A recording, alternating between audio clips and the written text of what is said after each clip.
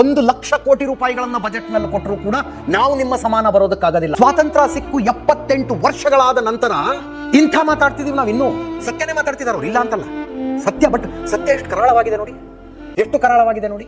ಯಾಕ್ರಿ ಮಂಡ್ಯ, ಮೈಸೂರು, ರಾಮನಗರ ಜನ ಆ ಕಡೆ ಹುಟ್ಟಬೇಕಾಗಿತ್ತು ಕಲ್ಯಾಣ ಕರ್ನಾಟಕದಲ್ಲಿ ಅಂತ ಬಯಸ್ತಾರೆ? ಏನ್ ಗುಳೆ ಹೋಗೋದಕ್ಕ? ಬೇಸಿಗೆ ಶುರುವಾದ್ರೆ ಸಾಕು, ಉಟ್ಟು ಬಟ್ಟೆ ಮೇಲೆ ಚಾಪೆ ದಿಂಬು ಸುತ್ಕೊಂಡು ಹೋಗ್ತಾರ್ರಿ ಜನ. ಮುಂಬೈ, ಪುಣೆ, ಬೆಂಗಳೂರು ಸಿಕ್ಕ ಗಾಡಿ ಹತ್ಕೊಂಡು ಹೋಗ್ತಾರೆ. ಯಾವುದಕ್ಕೆ? ತಿಂಗಳಿಗೆ 8,000 ದುಡಿಮೆ ಆಗುತ್ತೆ ಅಂತ. 8,000 ದುಡಿಮೆ ಆದ್ರೂ ಆಗಲಿ. ಹೋಗಿ ಬೆಂಗಳೂರಲ್ಲಿ ಮನೆ ಕಟ್ಟಿಸ್ತಾ ಇರೋರೆಲ್ಲ ಶೆಡ್ ಹಾಕಿರ್ತಾರಲ್ಲ, ಶೆಡ್ಗಳಲ್ಲಿ ಒಂದು ಸರ್ವೆ ಮಾಡಿಸಿ ಎಲ್ಲೆಲ್ಲಿ ಜನ ಬಂದಿರ್ತಾರಲ್ಲಿ ಅಂತ. more than 70%, I bet more than 70% ಕಲ್ಯಾಣ ಕರ್ನಾಟಕದ ಜನ ಬಂದಿರ್ತಾರೆ. ಅವ್ರ ಊರಲ್ಲಿ ಒಂದು ಮನೆ ಇದೆ, ಜಮೀನಿದೆ, ಎಷ್ಟು ಜಮೀನಿದೆ, ದುಡಿಮೆ ಆಗೋದಿಲ್ಲ. ಈ ಶಾಪವನ್ನು ಬಯಸ್ತಾರ ಮೈಸೂರು ಕರ್ನಾಟಕದ ಜನ.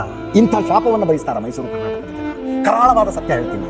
ಪುಣೆಯ ವೇಶ್ಯಾವಾಟಿಕೆ ಅಡ್ಡೆಗಳಲ್ಲಿ ಹೋಗಿ ಚೆಕ್ ಮಾಡಿ, ಅಲ್ಲಿ ಸೆರಗ್ ಹಾಸಿ ಮೈ ಮಾರಿಕೊಂಡು ಬದುಕ್ತಾ ಇರುವ ಜನ, ಹೆಣ್ಣುಮಕ್ಕಳು ಎಲ್ಲಿಯವರು ಅಂತ. ಇದು ಕರಾಳತೆ. ಸ್ವಾತಂತ್ರ್ಯ ಸಿಕ್ಕಿ 78 ವರ್ಷ ಆದ್ಮೇಲೂ ಇದನ್ನೇ ಚರ್ಚೆ ಮಾಡ್ತಾ ಇದೀವಿ ನಾವು.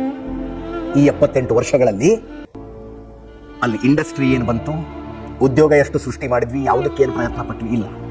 ಕಲ್ಯಾಣ ಕರ್ನಾಟಕಕ್ಕೆ ವಿಶೇಷ ಅನುದಾನ ತರಲಾಗಿದೆ, 5,000 ಕೋಟಿ ಎಕ್ಸ್ಟ್ರಾ ಕೊಟ್ಟಿದ್ದೀವಿ ಅಲ್ಲಿ ಅಂತ. ಎಷ್ಟು ಜನರಿಗೆ ಹೋಯ್ತು? ಯಾರು ಉದ್ಧಾರ ಆಯ್ತದು? ಆಗ್ಬೇಕಾಗಿರೋದು ಅದಲ್ವಾ? ಆಡಿಟ್ ಅಂತ ಆಗ್ಬೇಕಾಗಿರೋದು ಅದರದಲ್ವಾ? ದುರಂತ ಅನ್ಸುತ್ತೆ ನನಗೆ ಈ ಮಾತುಗಳನ್ನು ಕೇಳ್ಕೊಂಡ್ಬಿಟ್ರೆ. It was a confession statement.